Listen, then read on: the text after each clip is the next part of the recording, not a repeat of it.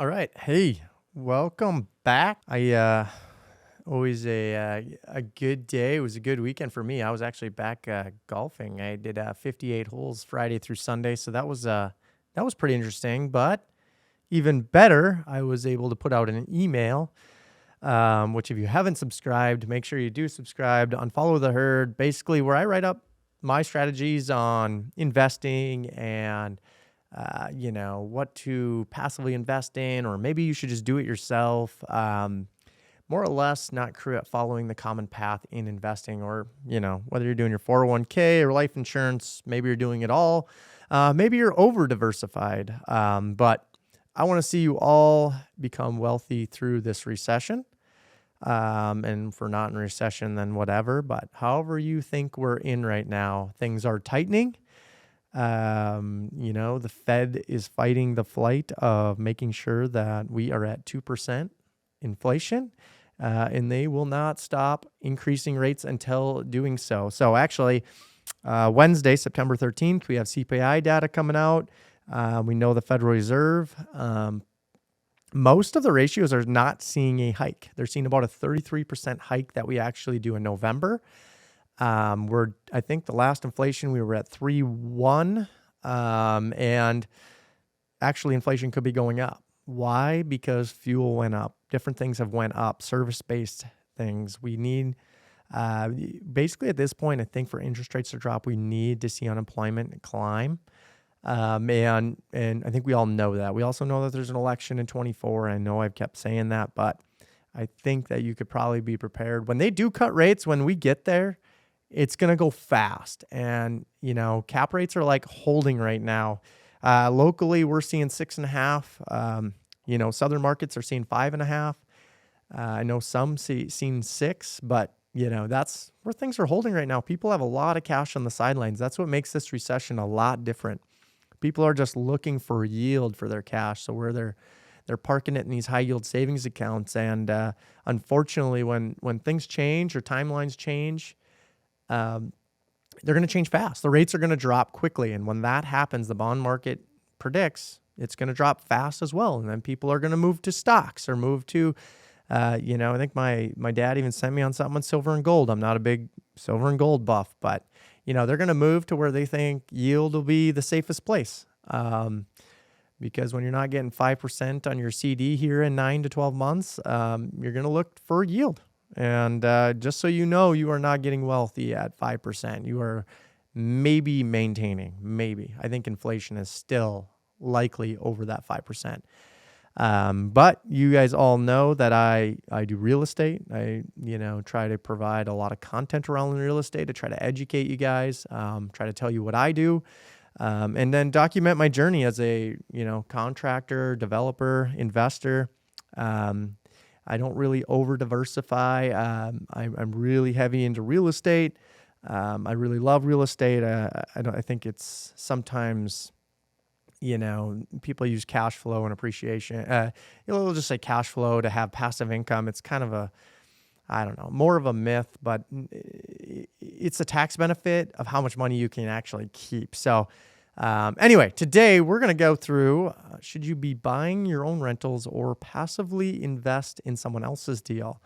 And I'm just going to tackle, I did this in my last email. If you weren't able to catch it, if you were, you got to read some of this stuff and you got to be the first one to see it. Had a lot of feedback on this email, so I wanted to make sure that I was able to reiterate it.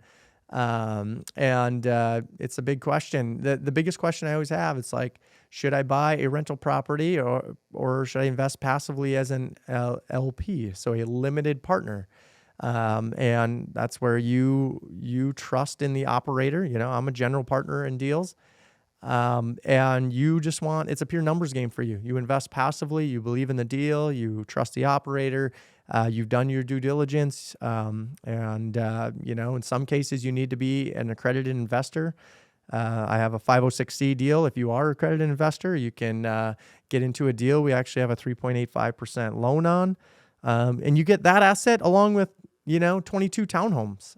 Very boring investment, but a very, I think the most boring investments actually do the best as a return. So you always want to keep that in mind. So yeah, and this email actually had storage, which I'm obviously going very heavy in the future here. And I wanted to share a little bit about that at the end of here. So stick around.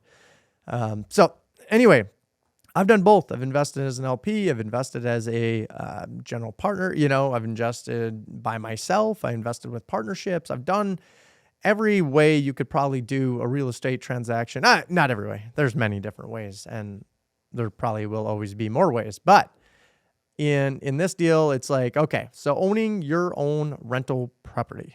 This is everyone's dream, right? Like you're at home, you're thinking about, okay, I need to go buy some duplexes and some fourplexes and single homes, and I need to, I just got to own my own stuff. I just need to know because it's mine and I'm the only one in it. I don't trust anybody. Okay, so, here's the pros. You're your own boss. You think of it like being, you're running the ship. You call this, you call the shots. You may live in the property. You may just be operating the property, learning as you go, probably making some mistakes, hopefully not. But you know what? At the end of the day, you learn from all those, and you're going to learn. It's going to force you to learn because when your money's on the line and you're not cash flowing, it's hard to look at anybody else. It's no one else's fault but yours. So hopefully you're well educated if you're doing that. And number two, you could have steady cash flow. Remember, the friend that brags about all the rent money he's getting every month. It's true. Yeah. Some of these properties are fairly simple. I can't speak in the terms of short-term rentals like VRBOs and that kind of thing. I've never done that. Of course, I'm in North Dakota, so we don't have a ton of those. And we don't rely on them as cash flow. But I know many people that do. And the vacancies are higher. They're not making as much money. People aren't as COVID hungover as they were. So, but you know what? Your friend that bought some cash flowing property, hey, got to start somewhere. Maybe he got good at it, and he is onto something. Number three, the potential for price jump. So, fast forward a few years and you might just sell the property for a lot more. Maybe you refinance all your cash out of it. Hey, you've done what you needed to do. You've executed your plan well. And you did, you took a calculated risk. You knew exactly what you were going to do and you hit it hard. And number four, you're going to get some tax breaks. And you could talk to your own CPA on this, but many investors just for the alone on how much money you keep. It's not only about how much money you make, but it's how much money you keep. A lot of people pay a lot in taxes. A lot. Well, you know why there's a lot of real estate investors in California? It's because they all need to keep more money because they can get taxed at 55%. Now I'm in a little more investment-friendly state. I don't need to buy real estate just for tax reasons, but I do it for tax reasons, for sure. I want to keep as much money in my pocket, especially as a real estate professional. Basically you will learn that instead of passive income, it's just literally keeping more money in your pocket is the biggest reason to invest. Building wealth, people are going to be paying off. You're going to have tenants paying off mortgages, paying all the bills, paying off good debt, I would call it. Bad debt would be, your loan on your boat for 13 years. Maybe you got a big cabin that you got a 30-year mortgage on, you don't rent out. I'd call some of those bad debts. Bad debt is probably your house debt. Like, yeah, you should have a house debt free. But there's almost no chance of making revenue unless you're renting it, right? So that's one of these. So that would be your 5 pros. You're the boss. You got steady cash flow, hopefully. Potential for price jumps, appreciation, and tax breaks, and then building wealth. So cons to doing everything yourself. It's not going to be all sunshine. It's the only way to put it. Being a landlord, there's a lot. I've actually, I held a property management company. Me and my wife ran, and we had some employees in there, but it is stressful. It consumed all our time. We did that. We actually ended that this spring. We did it for about a year and a half. Tenants can be time consuming, right? And pipes leak, roofs need fixing. The renters sometimes don't work out. even though you did all your due diligence, you did the right things, it can be very stressful. And, if you're losing money in a rental property, you may hate real estate. So don't think it's all going to just fill up. It's painful and it's tough right now. There's a lot of people stressed out there in real estate because they're not operating them right. And they're just trying to learn as they go. They want to do everything themselves, right? And you don't want to do that. That was why I did not go very far in life up to about 2017. I started asking others for help, and I started mentoring, and I started online courses, and I reading books, educating myself, and I figured out everyone is looking for help, and it doesn't pay to just go alone and do everything yourself. Number 2, another con, tying up your cash. So, you can buy and sell stocks. You can, offload a house in the long run, but your cash will be tied up.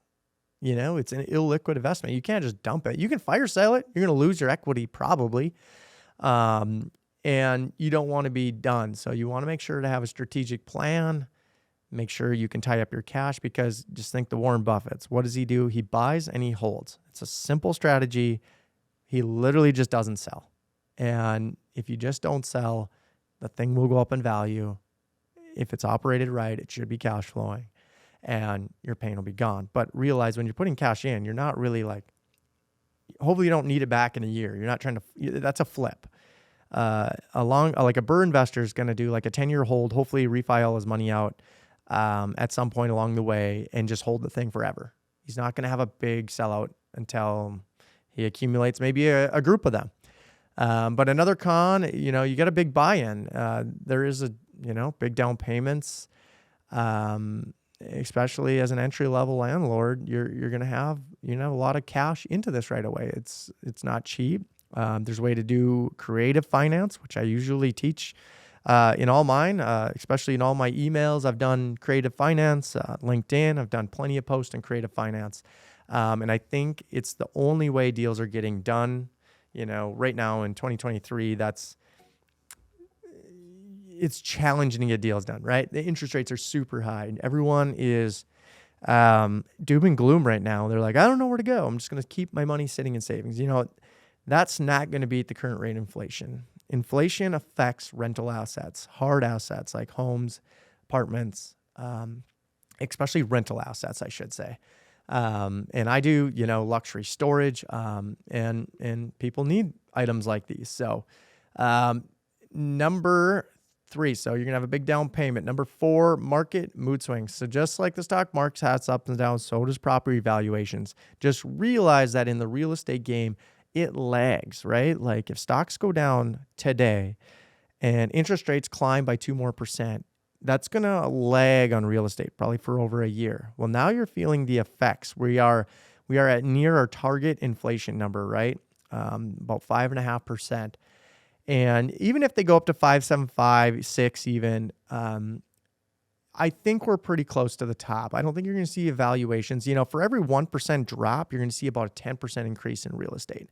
But it's going to be a lag deal, right?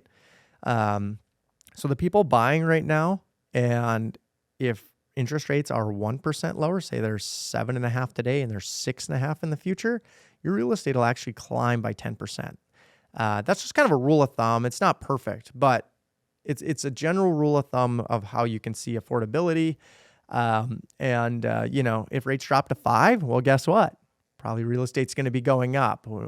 And that's what happens in inflationary times like right now. Everyone, like in the operator's standpoint, everyone is trying to make their operations as efficient as possible right now because not as many people are buying. All we're trying to do is make our investments that we have currently operate at the highest efficiency as possible because we have lower interest debt on it, fixed debt. And fixed debt gets better as you hold it, right? Because just like you bought your home, say 20 years ago and you had a 30-year loan, and you bought it for $100,000. Well, think about today. Is it easier to pay back $100,000? And, you got to understand amortization at the banks. You pay more interest on the front end of the loan than the back end. So a lot more money is going towards the principal on the end of the loans. It may not make sense for you to refi. It may make sense just to pay off that note. And because you're going to be paying a lot more towards principal at the end of the loan. And there's a lot of benefits by holding a loan longer to maturity.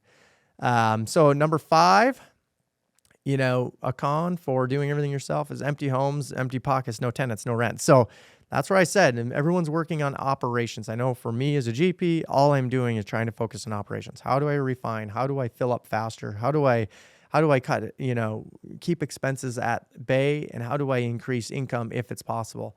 That's all we look for. And it's not easy. It's stressful when you have vacancy.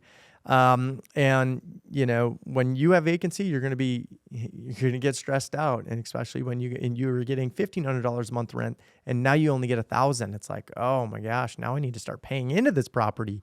There's lots of people paying into properties right now to keep them. That's just the way it is, right? Like inflation is taking its toll on everybody. It's making everything unaffordable, harder to pay rents. It's whacking the middle class because they're into bad debts. They own cars and apartments and liabilities, and they don't have enough money left over to invest in real estate where they can hedge inflation a little quicker. Instead, they got their $5,000, $10,000 sitting in a savings account, getting 5%, which is not beating. You're not beating it at all, right? So I want to move over. I mean, obviously, with owning your own property, you're going to have your own headaches, and you're going to have to deal with them. Hopefully, if you're going to take this route and you're like an accredited investor, you could have millions in the bank. Like, it doesn't matter. Hopefully, you're very well educated and don't just put $1 million somewhere. And, you could be an unaccredited investor. Maybe you got $1,000. Hey, it's probably not time to be like investing in real estate. Like if you don't know anything about it, you better spend that $1,000 and educate yourself. You can get a decent education on some real estate for $1,000. I have a course. I mean, literally everything you need to learn is in there. You could do that course 3 times in a weekend if you wanted to. And you would be a lot better off if you're going to go buy your own property. How to underwrite it better, how to find the deals, how to make sure it is a deal, right? So, if you want to buy that course, just DM me course and I'll get that to you. I can get you 25% off. If you just say you heard it in the live or on YouTube or in the podcast. So now the second part I want to talk about is being a passive LP investor. So what's a pro? Basically you're just on relax mode. Yeah, you did your due diligence already. Your money's like with the right operator. You believe in the asset. You've done your due diligence on everything you needed to do. You're like, yes, this is the guy I want to work with or the people that I want to work with. And I like the asset class. I believe in the deal. I like the deal. And I'm willing to, invest $50,000 to $100,000 to $300,000 into a specific deal. And you're able to, it's not liquid. It's not like you just make the call. Hey, I don't want to invest anymore. No, it's like it's a liquid now for you, and you trust them that it's a numbers game for you, basically. And you're just sitting on the sidelines. You're not getting any calls. You're just getting updates on what's happening with your money and hopefully getting distributions and appreciation and everything. So there's a lot of people now with distributions right now. So you got to make those phone calls, right? But at the end of the day, you're not getting all the calls. You're not consuming your life with tenants, termites, and toilets, and you basically get to relax. So, basically it's a number game for you. So number 2, you also need to spread your bets. So some people are invested heavily in 401ks. Someone over diversify into everything. Well, you can do that. If you're all in on your 401k and you're like, wow, I really need a way to maybe get some cash flow. And maybe I would rather be an LP to learn the real estate game. And maybe I'll do this on my own in the future. Maybe I'll learn that I don't want to deal with any of that stuff. I would rather make my own income, invest in someone else's deal, let them run it and hold them accountable. You know what? That's what a lot of people do. They diversify. You're able to actually convert your 401k. If you've left a job and you have 401k sitting somewhere, you can convert it into a self-directed IRA. I always use Horizon Trust. If you haven't heard of that, just Google Horizon Trust, the company out of Vegas. Very good, very affordable, and very fast. And you can get your money working for you like in 10 days. So if you got any 401ks sitting out there, self-directed IRAs, you need to get to work.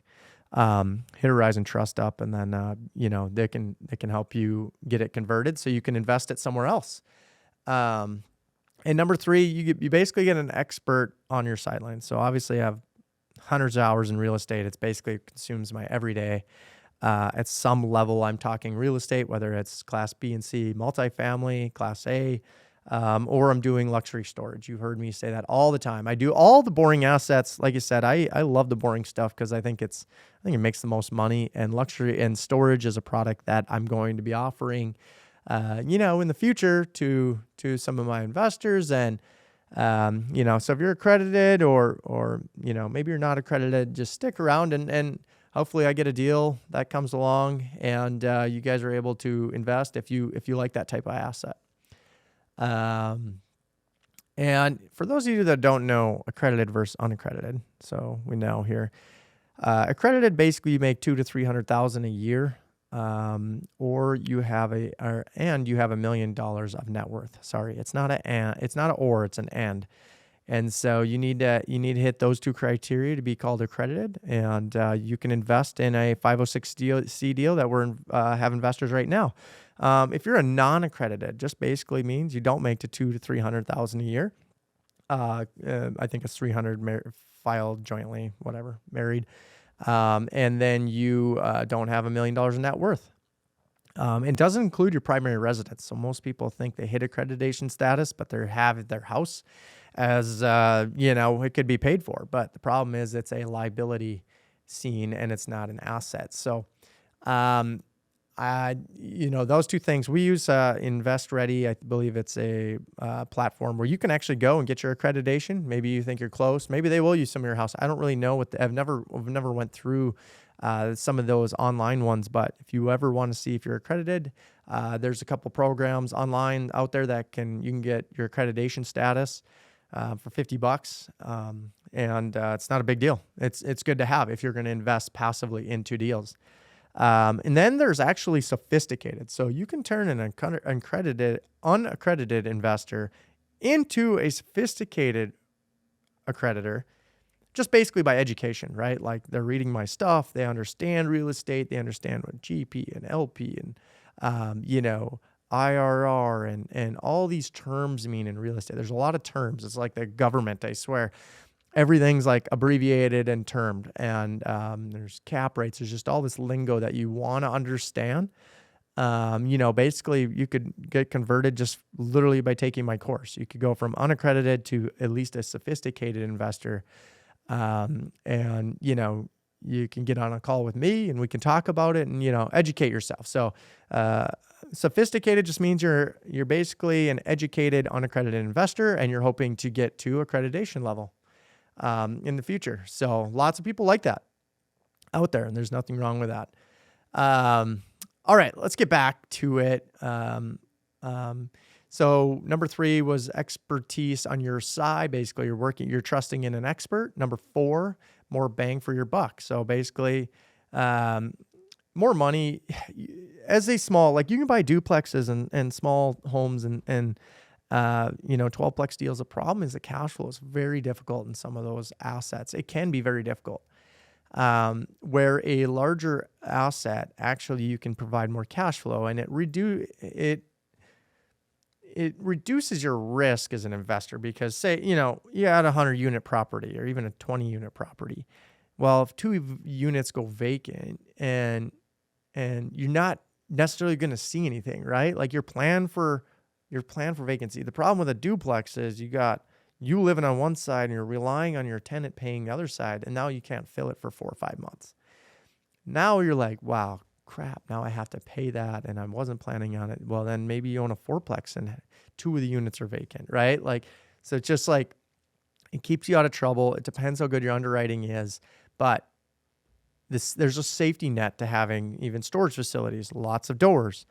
Your occupancy and your vacancy, you're not gonna worry as much, right? And bigger deals tend to do a little better because you have a better exit strategy. We're selling to another investor, another larger group that buys and sells real estate all the time. The stuff's getting traded all the time.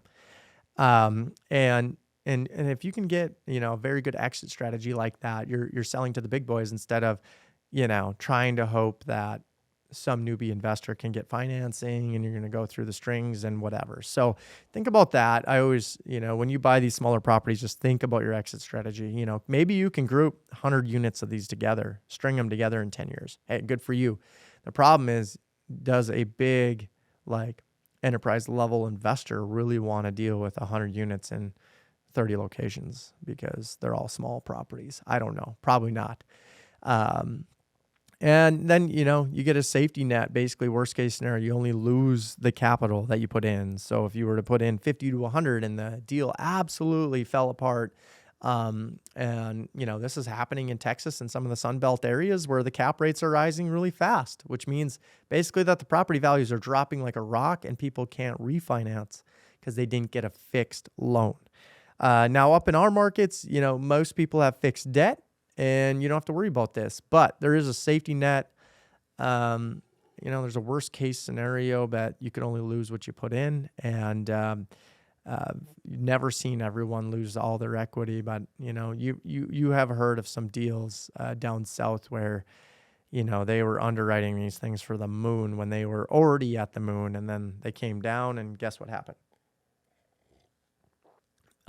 So just always want to think about that, and some of the cons of investing into with a general partner or into someone else, your backseat driver. You're not driving, right? Like this is. You're basically hand them the keys and they take it wherever it needs to go and do all the work. You have to trust your GP or the main person running the property. You have to trust the asset, the team around it. Ask good questions. That always helps. And number two, there can be there's management fees. Obviously, someone has to manage the property. Someone has to get paid to do that. So, how Mac Capital does it is basically, the investor gets an 8% on the deal that we have open. They get the first 8%. Whatever comes out of the property, they get the first 8. And then I'm incentivized. The higher it goes, the cash flow, the distribution, basically I get a little cut. So after 8% goes to 70-30. After it hits 12%, it might go to 50-50 or 15%. And so on and so forth. And so basically as the property performs better and better and better, and you're getting a better return, finally, the manager gets to make some money on the deal. I don't like really charging like asset management fees because I think it's better to have just a straight property management fee, which obviously in most cases is third party. Some people have internal managements. And then you just have basically a waterfall after that. After the investors are paid, then we finally get paid something, right? Because then we're all aligned in the interest. I want the property to perform at its very best because then I have a chance to make $1 on the deal. And if it doesn't, then I don't get paid and the investor gets all the capital and I ran a deal for free. And so I think when you can incentivize anybody, you can get good returns with your money, and everyone has to make money in order for to invest in another deal or do more deals. So, 3, you got, money's tied up. Again, it's in a liquid investment. It's not like you invest for 1 year, 2 years in some of these deals. When you're with like a long-term investor like me, I'm 5-10 years. I'm hoping to give you your money back as as a general partner. And then keep the asset. Let's just keep it rolling, right? Like, why wouldn't we? But that's the way I see it. Some other guys see it where they want 4 or 5 years. They're in and they're out. Let's exit it. Let's go buy another one. And most people do that, by the way. Educating for how syndicators like myself make money is that, they usually get initial fees, right? And that's to get the deal together, put everything together, paperwork, you name it. And there's guarantees and there's some fees that, to get a deal all together, that's just what it's going to take. But if like the short-term guys, that's what they need to live off the fees. So we got to do so many deals a year. So that's why we buy, sell, flip every 3 to 5 years. And some investors like that. They don't want to be in 10 years. They want to be in and out. I tend to hold on to things. I'll tell you my big play here in a minute. And then do you prefer buying rentals or passively investing in, as a limited partner? I think that's just a question you have to ask yourself. Do you have to do this yourself? Is it smart that you do this by yourself? You know what? Go back. You can check out this email. I basically got all the pros and cons of both ways you do it. I don't care. I just want you to invest in some kind of real estate to have the tax benefits reasons. And, you can check with your CPA on that if you're, and then, as a real estate professional, I get very good tax benefits being, as a real estate investor. So, you guys can also check out my course. You want to be unaccredited, move into a sophisticated role, investor, then take the course. Pretty much everything you need to know in there. You can invest me with Mac Capital. You can go on the email. You can check into our portal and say whether you're accredited or non-accredited, and we can get specific deals for both types. And then also make sure that you are, if you're listening to this on the podcast channel, make sure you subscribe, leave a review, share it with somebody that could want to listen to something like this. And just understand on why I should be investing in real estate. Why should I be curious about real estate?